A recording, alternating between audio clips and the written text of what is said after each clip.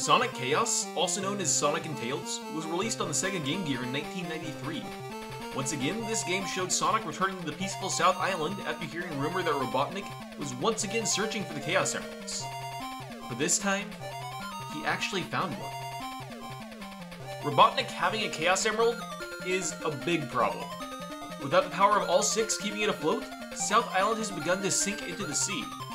So now, not only does Sonic and Tails need to deal with a Robotnik with the power of a Chaos Emerald, but they are also racing against time to do so before the island dips into the sea forever.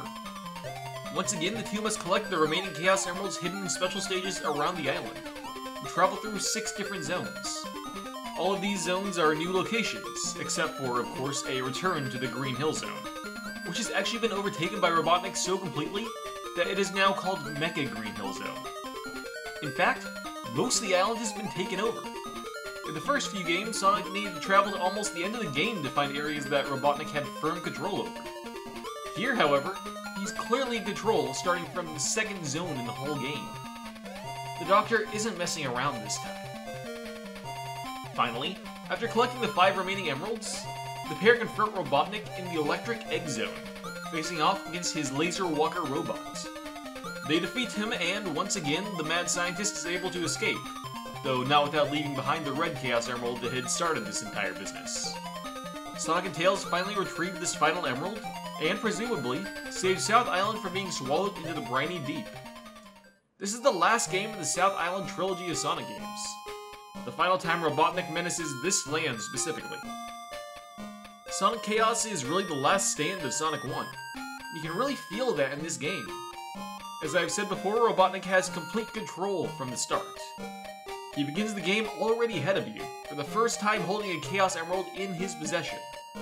Almost every zone has been branded with his name, or features some kind of modernization that you wouldn't expect on this ancient island, shown most prominently with the mechanized Green Hill Zone.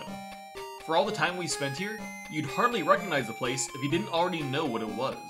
Future Game Gear games clearly take place in a post-Sonic 3 world, and really, the entire series changed when that game hit shelves.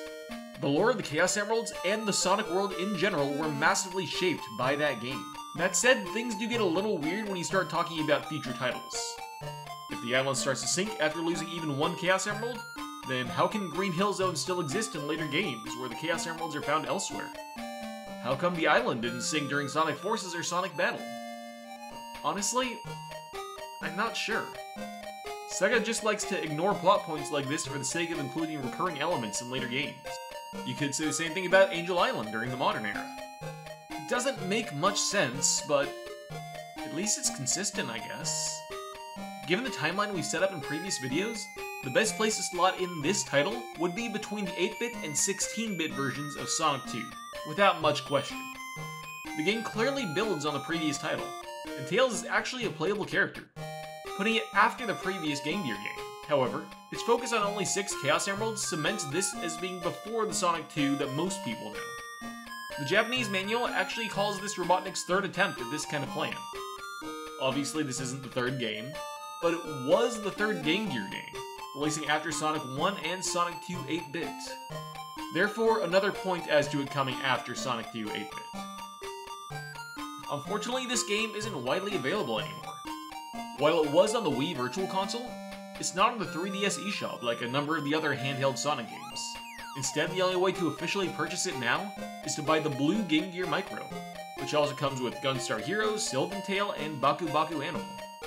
I personally don't find these to be a worthwhile investment, but if you wish to do so, they're on Amazon for about $200 and need to be imported from Japan. And here we bid adieu to South Island and West Island. In our next Sonic game, another island begins to take shape.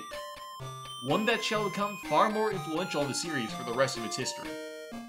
Next time, we will finally take a look at the behemoth that is Sonic the Hedgehog 3, and Knuckles.